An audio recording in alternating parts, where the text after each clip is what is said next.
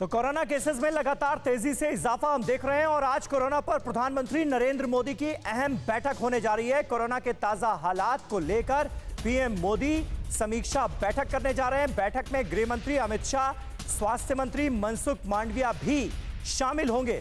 Cabinet सचिव और गृह सचिव भी पीएम की बैठक में हो रहे हैं शामिल।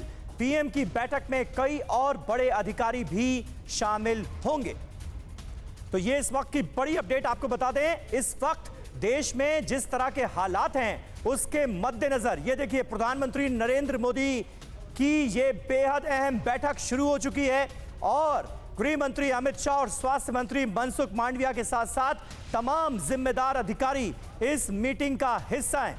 दरअसल कोरोना वायरस के बढ़ते संक्रमण ने एक बार फिर देश की टेंशन बढ़ा दी है और मौजूदा हालात से निपटने की देश की तैयारी क्या है, किस तरह के इंतजाम किए जाने चाहिए, इसको लेकर आज इस मीटिंग में प्रधानमंत्री नरेंद्र मोदी तमाम जिम्मेदार अफसरों और मंत्रियों के साथ समीक्षा करेंगे। हालात की समीक्षा की जाएगी और माना यह जा रहा है कि कुछ बड़े फैसले भी इस मीटिंग में लिए जा सकते हैं, क्योंकि बहुत तेजी से अब ओमिक्रॉन केसेस और टोटलिटी में अगर देखा जाए तो कोरोना केसेस बढ़ते हुए नजर आ रहे हैं। कुमार कुंदन हमारे संवाददाता इस वक्त हमारे साथ मौजूद हैं। कुमार, क्या जानकारी मिल रही है और क्या, सीधा सवाल अगर मैं आपसे पूछूं, लॉकडाउन पर भी विचार किया जा रहा है क्या?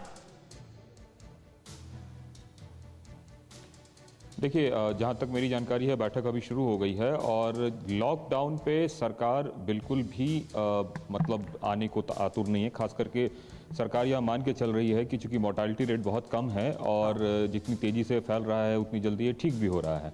इसमें ज़्यादा ज़रूरी ये है कि किन किन चीज़ों की ज़रूरत है मरीजों को और उन चीज़ों की आवश्यकता कहीं कम तो नहीं पड़ रही है देश में। मसलन हमने जब दूसरी बार देखा था, दूसरी लहर आई थी तो ऑक्सीजन की ज़रूरत काफ़ी ज़्यादा थी, इसके अलावा हॉस्पिटलाइजेशन काफ़ी ज़्यादा हो गया था और भी कई तरह की चीज़ें हैं।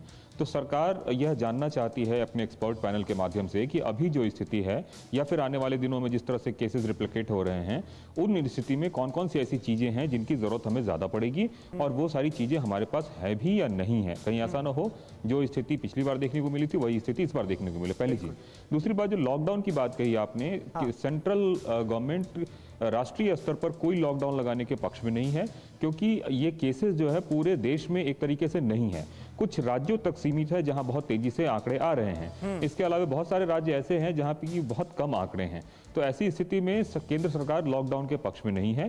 राज्य सरकारों को उन्होंने निश्चित रूप से इस बात के अधिकार दिए हैं कि यदि आप चाहें तो अपने स्तर पर कर्फ्यू या फिर दूसरे रिस्ट्रिक्शन जो है वो लगा सकते हैं और राज्य सरकारें लगा भी रही हैं, चाहे वो दिल्ली सरकार हो या महाराष्ट्र सरकार हो या फिर कोई और सरकार हो। जैसे कि मैं एक उदाहरण देना चाहता हूँ, गोवा में नाइट कर्फ्यू नहीं है, लेकिन दिल्ली में अगर आप देखेंगे और दूसरी जगह देखेंगे तो नाइट कर्फ्यू वगैरह की स्थिति बनी है अभी हाल के दिनों में। तो राज्य सरकारों को इस बात के लिए अधिकृत किया गया है कि आप स्टेप ले सकते हैं।